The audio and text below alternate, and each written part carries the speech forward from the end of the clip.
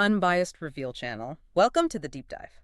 Okay, let's jump right in. We are plunging immediately into what might be the biggest contradiction in wealth planning today. Right. The idea that real financial freedom, Mm. it's maybe not about chasing those crazy high returns we always hear about. Exactly. It's about building this, well, frankly, terrifyingly large fortress of cash. We're talking like 15 years of living expenses just sitting there. And that, paradoxically, is what supposedly gives you the security to then take on some pretty calculated risks.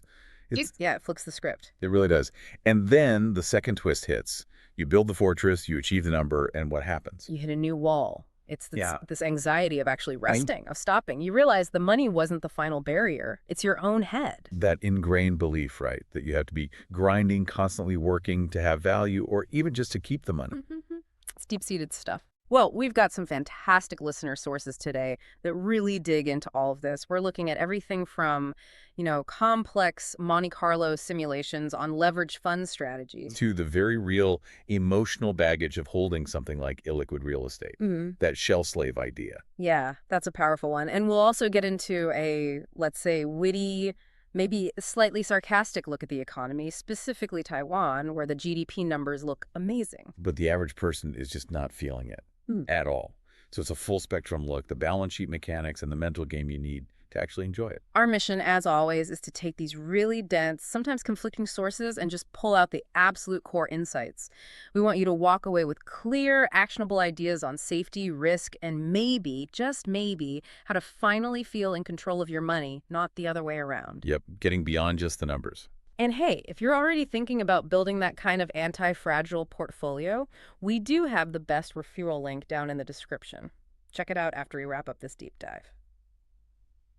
Okay, let's really unpack this core financial strategy first, because our sources kick off with something that feels, well, almost like financial heresy compared to standard advice. Right. Forget optimizing every last penny of return. The argument here is you need to optimize for survival, for minimizing the chance you're forced to sell low. And that leads directly to this golden rule for retirement, or even just financial independence, the 15-year cash cushion, minimum. Yeah. Minimum 15 years. Some sources even push for 20. And we're talking 15 to 20 years of your projected annual living expenses, held in cash, or things that are basically cash, super liquid, super safe. Okay, hold on. 15, 20 years. Yeah. That sounds kind of nuts. I mean, the first thing everyone screams is cash is trash. Inflation eats it alive. Yeah. Isn't that a massive opportunity cost? That's the immediate reaction, yeah. Yeah. And the sources tackle that head on. They have this pretty blunt counter. Those who say don't hold cash are usually the poor. Ooh, that's punchy. What's the reasoning behind that? Well, the idea is if you're struggling to make ends meet, yeah, every dollar needs to be working hard or just spent on necessities. You don't have the luxury of a buffer. But for someone aiming for or already in financial independence, this cash isn't for generating returns. It's not even necessarily for everyday spending initially. It's oxygen, like an emergency air supply. Exactly. That's a great way to put it. The source has this line, if you don't use cash, you can live. Meaning this buffer lets you survive the unexpected, the big market crash, the lost job, the multi-year downturn. It's specifically designed to combat sequence of returns risk. Okay, let's drill down on that sequence of returns risk, because that feels like the real killer for early retirement dreams built on something like the standard 4% rule. Oh, it absolutely is. Yeah. It's probably the single biggest threat. Imagine you meticulously save, you hit your number, you quit your job, and bam, the market crashes 30% in your first year or two of retirement. Disaster. Because now you have to sell assets that are way down just to pay your bills. Precisely. You're selling low, locking in those losses permanently. And even if the market recovers later, your portfolio might be so damaged from those early withdrawals that it just never catches up. You could run out of money way sooner than planned. So the 15-year cash cushion, that's the firewall against that specific scenario. That's the argument, backed by simulations apparently.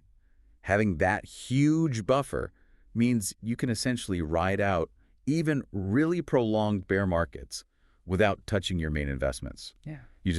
You stay still like an unmoving mountain, as one force puts it. You live off the cash, let the invested portfolio recover on its own time. Exactly. If you don't have that buffer, you're forced to sell. You can't even think about buying the dip because that cash you do have, that's your lifeline. It is your defense. And there's a specific discipline to managing this cash fortress too, right? It's not just a slush fund. Absolutely key. You don't just dip into it whenever. The strategy is draw down only 1 year's worth of expenses annually from the cash pile. But, and this is crucial, if your investment portfolio has a positive year, you use some of those gains to replenish the cash buffer, bringing it back up to that 15-year level. Ah, so it's a dynamic system. In good times, you rebuild the defense. Yep. Bull market, top up the cash. Bear market, draw down the cash, leave the investments alone. It creates this defensive cycle. The hardest part is resisting the urge to put that cash to work, chasing higher returns. The goal isn't optimization, it's anti-fragility. Yeah. It's resilience. Hashtag B. Leveraged investing and dynamic rebalancing. Okay, this leads us to the really interesting paradox. You build this massive, seemingly conservative cash wall, and then the sources say you can actually embrace some pretty aggressive, calculated risk in your growth portfolio. Right. Seems backwards. But the logic is, once your absolute survival is secured by that 15-plus years of cash, you have the psychological and financial capacity to treat a small, defined portion of your growth assets almost like, well, like rocket fuel. So this is where the leveraged investing comes in. Exactly. The sources talk about taking a small slice, maybe starting with standard index funds. They mention things like QQQ or the Taiwanese 000066 ETF, Okay. and converting that slice into leveraged funds like 2X or even 3X ETFs, TQQQ, QLD, those kinds of instruments. It's framed as an aggressive defense. High growth potential, but only deployed because it's fully backed by that impenetrable cash fortress. Got it.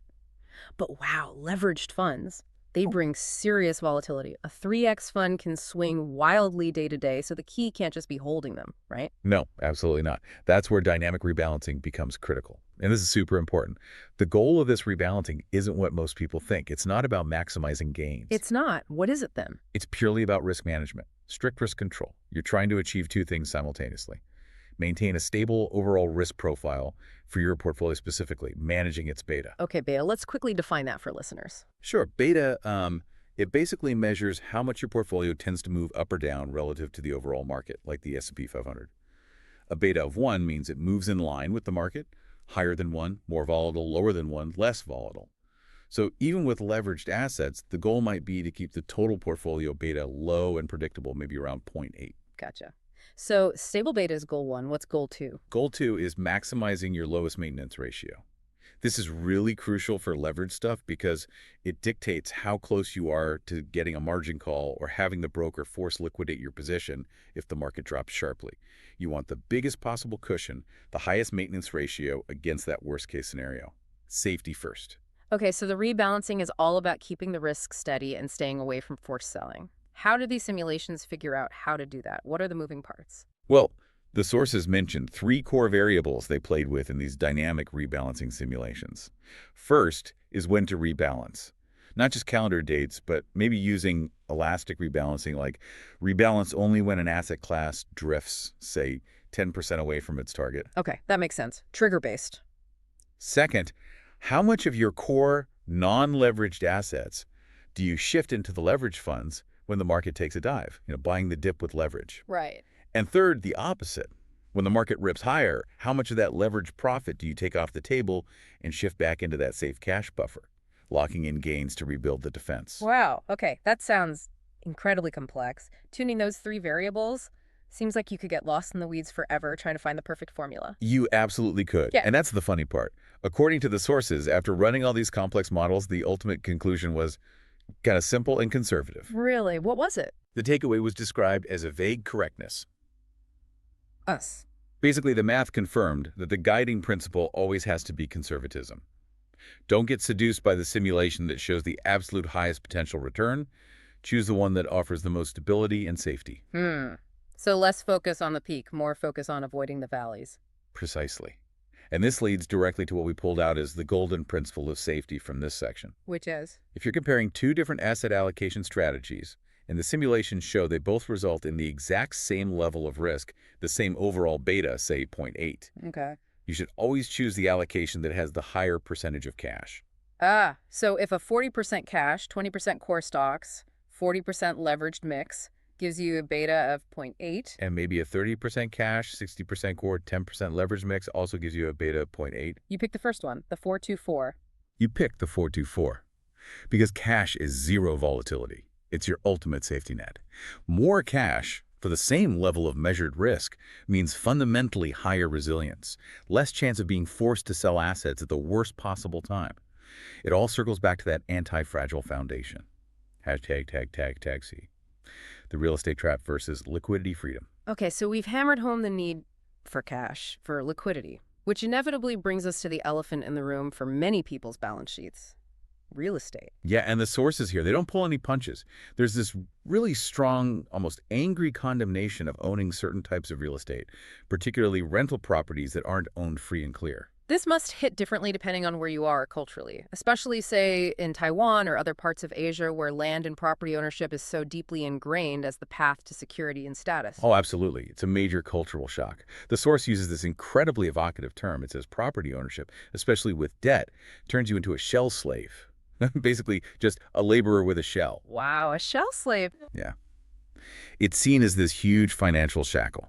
It ties up enormous amounts of capital, it demands constant upkeep, time, energy, and it absolutely destroys your liquidity. It's the opposite of the flexible, anti-fragile approach. And this isn't just some abstract theory for them. They shared a really powerful, kind of painful anecdote that illustrates this perfectly. The story of the 70-year-old father. Right. This story really drives it home. You have this elderly gentleman, probably in Taiwan, who on paper is incredibly wealthy, like billionaire wealthy in local currency. He owns vast tracts of land, maybe worth, let's say, 300 million TWD. That's over 9 million US dollars. Yeah. Huge wealth. Okay, so asset rich. Hugely asset rich. Yeah. He's retired, no more salary income, and he still has a mortgage on some of this property, and the renewal's coming up, so he goes to the bank. And the bank looks at. They see the massive land value, sure, but they focus on the zero income. And the fact that land is illiquid, you can't just sell a small piece easily to pay the bills. So the bank starts getting nervous. They actually threaten to deny the mortgage renewal or at least drastically cut the loan amount. Oh, wow. So despite sitting on millions in assets, he's facing potential financial ruin because he has no cash flow and the assets aren't liquid. The bank sees him as a risk. Exactly. His wealth was trapped. He couldn't move. And the bank, which primarily cares about your ability to make payments now, saw danger signs. So what was the proposed solution? It sounds radical given the context. It's total radical, but deemed necessary. Liquidate. Sell the land. Sell the ancestral property. Turn that 300 million TWD on paper into actual cold, hard cash in the bank. Okay. Huge step. Then what? What do you do with all that cash? Strategic deployment, following the principles we discussed. Take maybe 70% of that new cash pile and invest it prudently, diversified in the stock market. That's your growth engine. Right. And keep the remaining 30%, a massive chunk, maybe 90 million TWD, as that essential anti-fragile cash buffer. So this solves multiple problems at once. Yeah. First, the father now has ample liquid assets. He can generate income from the investments, he can cover his expenses, he maintains his dignity, no more worries about the bank. He's secure. And second, there's a generational aspect too, isn't there? Huge. This is where the concept of EK, in-kind tax payment, comes in, especially relevant for inheritance. If the children inherit liquid assets, cash, and stocks, it's relatively easy to manage. If there are inheritance taxes due, they can pay them easily from the liquid assets. But if they inherit the illiquid land, It can be a nightmare. They might be forced to sell the ancestral land quickly, possibly at a terrible price, just to scrape together the cash to pay the inheritance tax bill. They could lose a huge chunk of the value simply due to the illiquidity. and that ties into the cultural hurdle you mentioned, convincing older generations, especially in Taiwan, to sell It's incredibly difficult. It often feels like a betrayal, a crime against the ancestors or the family legacy. There's this deep emotional attachment that often overrides sound financial logic.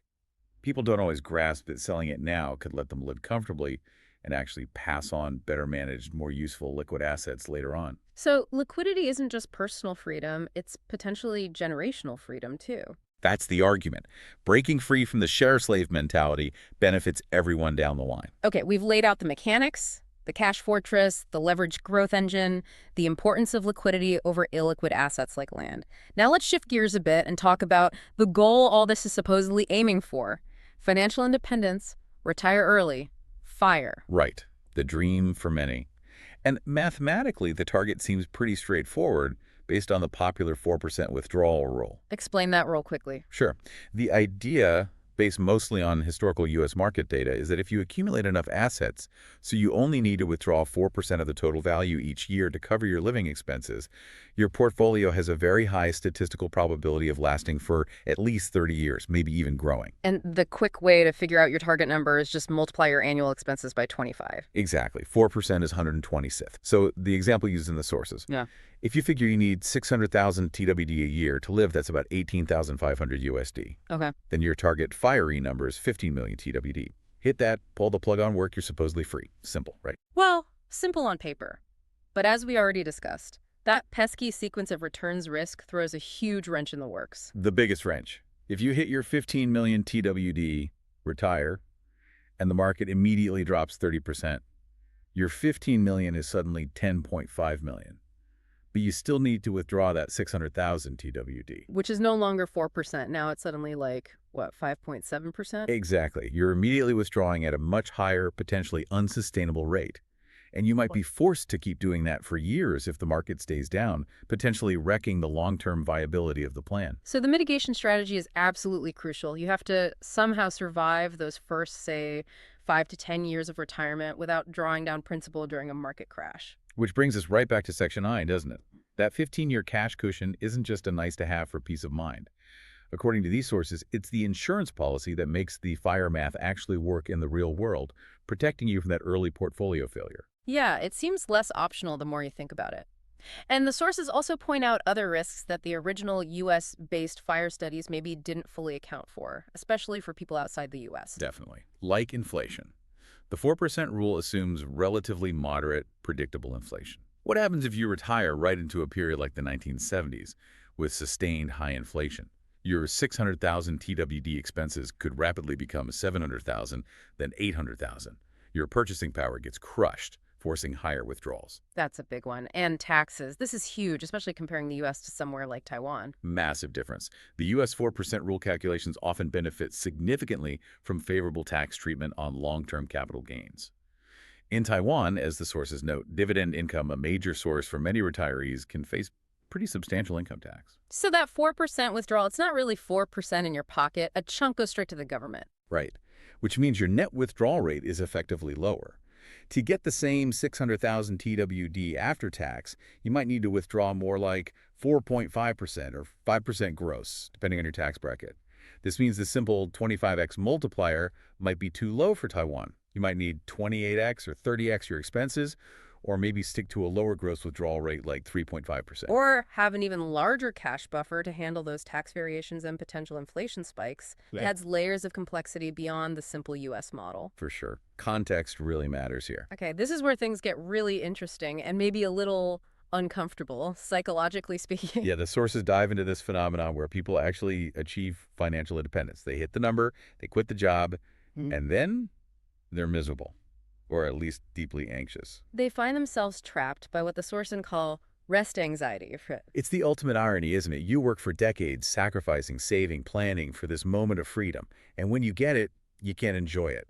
Your body might have stopped working, but your brain is still racing, still wired for the grind. Why? What's driving that anxiety?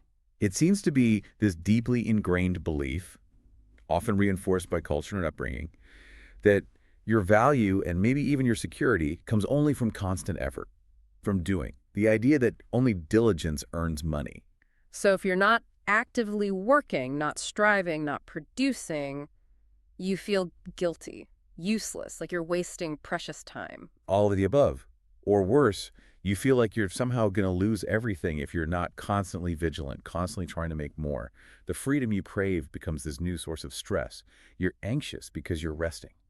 So you achieved financial freedom, but you're still mentally imprisoned. You haven't achieved internal freedom. Exactly. You lack control, but the control isn't external anymore, like a boss. It's internal. The real goal, the sources argue, isn't just the number in the bank account. It's the ability to genuinely choose to stop, to breathe, to relax without that gnawing panic. If resting feels stressful, you haven't really mastered your life or your money yet. That nails it.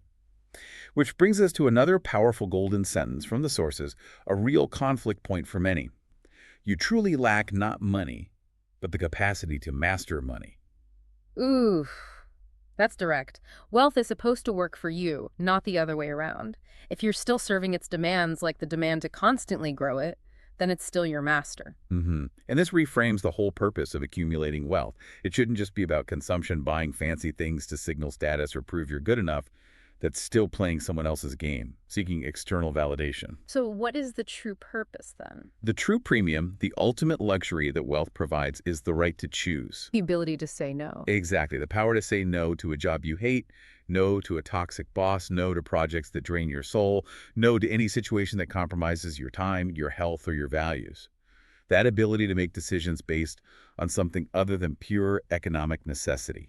That is the ultimate return on investment. That's the real freedom. #C. The power of broken elevators and long-term discipline. Okay, let's connect this psychology to actual investment behavior, because emotions can absolutely wreck a financial plan. We have this fantastic listener story the sources shared about dealing with bad investments, the broken elevator analogy. Oh yeah, this one is a classic and painful. It involved a retirement account that was being managed by a spouse, and this spouse was, well, let's just say, an active emotional trader. Uh-oh, that sounds like a recipe for trouble. It was. Over time, through a series of impulsive decisions, bad timing, chasing fads, they managed to lose a significant amount of money, like 200,000 USD down the drain. Wow, $200 K, that's brutal. But the worst part wasn't just the loss, was it? It was the reaction to it. That's the key psychological trap. The spouse refused to sell the losing positions. They were clinging to that incredibly toxic, emotionally driven mantra, if I don't sell, I haven't really lost. The denial defense, pretending the loss isn't real if you don't acknowledge it on paper. They were stuck in that broken elevator, right? Just riding it down floor by floor, refusing to get off. Precisely. Watching the capital evaporate, but paralyzed by the fear of crystallizing the loss. Meanwhile, opportunities elsewhere are being missed. So what happened? Eventually, the other listener, the one sharing the story, stepped in, took control of the account, and had to do the really hard, painful thing, sell. Liquidate those terrible holdings, even though they were down something like 80% at that point. Ouch, that takes guts. Accepting an 80% loss is tough. Extremely tough, but necessary. They cut the dead weight. And then, crucially, they pivoted immediately to a disciplined strategy. They took the remaining capital and invested it systematically into broad market index funds, specifically mentioning QQQ and its leverage version, TQQQ. And the outcome? Discipline paid off. Over a focused period, they not only recovered the entire 200K loss, but actually made an additional 80K profit on top of it. Incredible. So the lesson is just crystal clear. Sunk costs are sunk.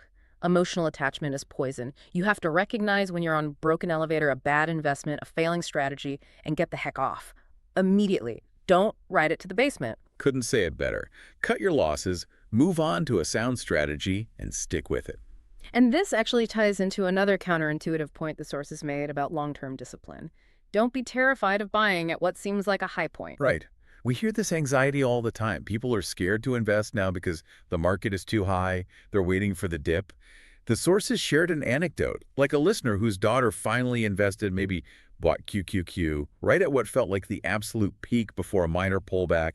Panic sets in. Yeah, that fear is real. Nobody wants to buy at the top and immediately see red. Understandable. Yeah. But trying to perfectly time the bottom, that's mostly a fool's errand. It causes way more anxiety than it's worth. The longer-term perspective, according to these sources, is much simpler. Reaches? The market, over the long haul, fundamentally doesn't have a ceiling. Today's high point, maybe it's 600 TWD for some index fund that seems expensive now, is very likely going to look like a low point decades from now. It might be 6,000 TWD or 60,000 TWD. So if you have a long time horizon, worrying about buying at today's peak is missing the forest for the trees. Pretty much. Long-term wealth building is essentially a bet on continued human progress, innovation, and economic growth. The far more critical factors are consistent investment, dollar cost averaging perhaps, and the discipline to stay invested, riding out the inevitable volatility. Tuning out the noise is more important than perfecting the entry point. All right, let's shift gears again. We've talked strategy, we've talked psychology. Now let's inject a dose of witty, maybe slightly sarcastic, current affairs reality, using the source's observations, particularly focused on Taiwan's economic situation right now. Yeah, let's connect some of these anxieties we discussed to what people are actually feeling on the ground, because there's this fascinating, almost jarring disconnect happening. What's the disconnect? The headline numbers versus the street-level reality. Officially, Taiwan's GDP per capita has been soaring. It surpassed 30,000 USD per person. Well, it's fantastic on paper, right? Should be champagne corks popping everywhere. Should be. But talk to the average person. They are absolutely not feeling richer. In fact, the sources report widespread feelings of domestic consumption weakness. People are tightening their belts. Okay, so this is where the sarcasm comes in. It's like the economy is throwing this huge party, but only a tiny handful of people got invited. That's a pretty good way to put it. The analysis is that this impressive GDP growth is overwhelmingly concentrated in very specific sectors, primarily high-tech, semiconductors, AI, stuff driven by global demand, benefiting a relatively small, albeit highly skilled, segment of the workforce. While everyone else, the majority working in traditional manufacturing or retail or hospitality, the service sector, they're not seeing it. Not really. They're feeling stagnant wages, maybe job insecurity, rising costs, and they're responding accordingly. The sources mention this phenomenon of here, lying flat consumption. Lying flat consumption, what does that mean? It basically means pulling back, conserving cash, delaying big purchases like cars or appliances, sticking to absolute necessities, a sort of quiet consumer strike out of caution or pessimism. And we see concrete examples of this skittishness. Yeah, the sources pointed to a noticeable drop in new car purchases. And interestingly, they linked it partly to consumer anxiety over upcoming U.S. trade negotiations, potential tariffs, stuff like that. It just shows how easily the average person's spending mood can be dampened by these big external uncertain factors. So while the macroeconomic charts look great, the microeconomic reality for many is much less rosy. The luxury train is speeding by, but most people feel like they're still waiting for the slow bus. That captures the sentiment pretty well, yeah.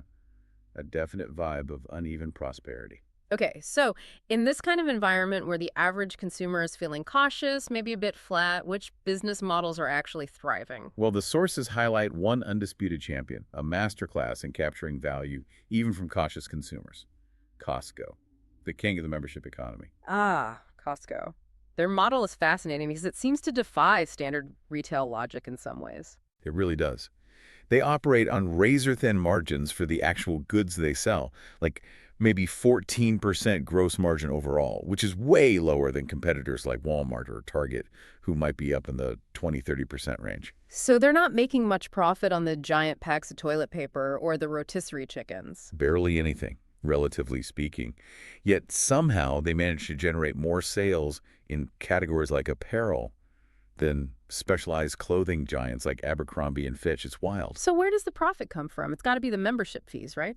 Bingo. That's the golden goose. Those annual fees paid by millions of members, that's almost pure profit. Costco could theoretically sell every single item in the warehouse at break-even cost and still be massively profitable just from the memberships. That's genius. You pay for the privilege of saving money. Yeah. And then there's the Kirkland signature factor. Ah, yes, the private label magic. This is crucial. They don't just sell bulk basics. They contract with high-quality, often famous brand manufacturers to produce goods under the Kirkland name. These are often direct equivalents, the value alternative, or as the source puts it. So you get like the same coffee beans or golf balls or batteries as the big brand, but cheaper under the Kirkland label. Exactly. It turns shopping from a chore into a kind of treasure hunt. You go in for paper towels, but you might stumble upon amazing deals on anything from electronics to clothing to gourmet food. It creates excitement and loyalty beyond just bulk discounts. Okay, so Costco is this finely tuned machine built on membership and perceived value. Now let's contrast that with another ubiquitous brand mentioned in the sources, but one facing very different fortunes, at least in the US, 7-Eleven. Right. This is a stark contrast.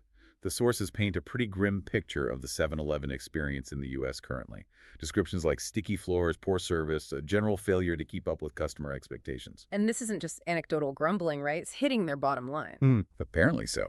The sources mentioned a significant income drop, like 17%, and a large number of store closures, nearly 450 in 2024 alone.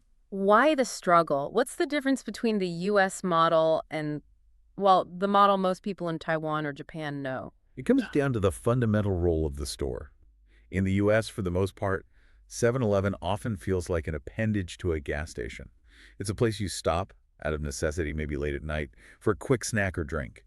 It's not really a destination or a core part of daily life for many. Whereas in Taiwan or Japan. Oh, it's completely different. It's indispensable. It's a multifunctional hub integrated into the community fabric. You're not just buying snacks. You're shipping packages, paying utility bills, printing documents, picking up online orders, buying concert tickets. And the food. The fresh food options are often surprisingly high quality and trusted. It's way beyond just hot dogs on rollers. Miles beyond. You can get decent meals, coffee, baked goods. It serves a genuine daily need for convenience and reliability. It's a cornerstone of the neighborhood. So it's not just a difference in store cleanliness, it's a fundamentally different business concept and cultural position. The US version is struggling because it hasn't evolved into that high service, high utility hub model. That seems to be the core issue highlighted. It's being outcompeted because it often offers a minimal, sometimes unpleasant, necessity-driven experience, whereas the Asian model offers integrated convenience and service. It's a fascinating case study in how adapting to local needs and becoming essential is key to survival, especially in a tough consumer climate. Hashtag tag JDA. Conclusion. Hashtag tag tag JDA. Summary of key concepts. Okay, we have covered a ton of ground today, drawing from all these different sources. Let's try to really synthesize this and lock in the main actionable takeaways about wealth, freedom, and navigating the current landscape. It sounds good. I think we can boil it down to three core concepts that emerged. What's the first one? First is the anti-fragile strategy. This whole deep dive really hammered home this paradoxical idea. True financial security, the kind that lets you sleep at night, seems to require this counterintuitive, massive cash reserve, 15, maybe 20 years of expenses. Right, the foundation. And that foundation is what gives you the stability, both financially and psychologically, to then strategically deploy a smaller portion of your assets into higher growth, potentially riskier things like leveraged ETFs. But only if managed with strict, disciplined rebalancing focused on safety, not just returns. Okay, anti-fragility through cash, enabling calculated risk. Got it. What's number two? Second, freedom redefined. We hit this hard. Financial freedom isn't just about hitting a specific number in your brokerage account. That's insufficient. It's about the choice. Exactly. Yeah. It's about gaining genuine control over your time and your life decisions. The real goal is building systems, investment income, maybe side hustles that give you options, and crucially, overcoming that internal anxiety of resting. Recognizing that the ultimate purpose of wealth isn't just consumption, it's acquiring the power to say no. Freedom is choice, not just a balance. Makes sense. And the third key concept. Third, mindset is key. This underlies everything. Discipline trumps emotion and timing every time. Don't get paralyzed by fear of buying at market highs if your horizon is long. Stay consistent. And critically, deal with your financial baggage. Yes. Identify those broken elevators or shell slave situations in your own finances. Be ruthless about liquidating assets that are fundamentally illiquid shackles, whether it's underwater rental property or even deeply sentimental assets like ancestral land that are preventing flexibility. Turn unproductive, illiquid wealth into flexible, manageable, liquid tools. Hashtag tag tag facts, a golden sentence recap. We had some really sharp, memorable lines from the sources today. Let's quickly recap maybe one or two of the most potent golden sentences that really capture the core conflicts we discussed. Okay. The first one that really stood out to me, challenging the conventional cash is trash wisdom, was, those who oppose holding cash are usually the poor. Yeah, that one lands hard. It completely reframes cash not as a drag, but as the ultimate tool for survival and resilience for those who can afford to hold it. And the second one, offering that crucial long-term perspective for equity investors worried about volatility. The market has no highest point, only higher. A simple, powerful reminder to stay the course, believe in long-term growth, and not get spooked by temporary peaks. Discipline over prediction. Hashtag tag tag tag Z. Open questions for the audience. So we've laid out the strategies, the psychology, the economic context from our sources, but now the real question is how this resonates with you, the listener. Right. We'd love to hear your thoughts. First on the mechanics. How many years of living expenses do you personally keep in highly liquid cash or near cash? Does this idea of a 15-year anti-fragile buffer seem like essential wisdom, or does the opportunity cost just feel too high, maybe even crazy, in your specific situation? And then maybe shifting to the more personal psychological side. If you reached your financial independence number tomorrow, could you actually stop working and rest? Or do you suspect you'd feel that rest anxiety we talked about? What does true financial freedom really mean to you? Is it hitting a certain net worth, or is purely about having the power to choose, the ability to say no? We hope this deep dive, drawing on all these fascinating sources, has given you some valuable things to think about and maybe even some actionable steps. Yeah, lots to chew on there. If you found this conversation useful, definitely welcome to subscribe to my channel and like this podcast so that I can continue to make more podcasts. And don't forget, if you are thinking about implementing some of these strategies or just getting started on your investment journey, do check out the best referral link we've got waiting for you in the description below.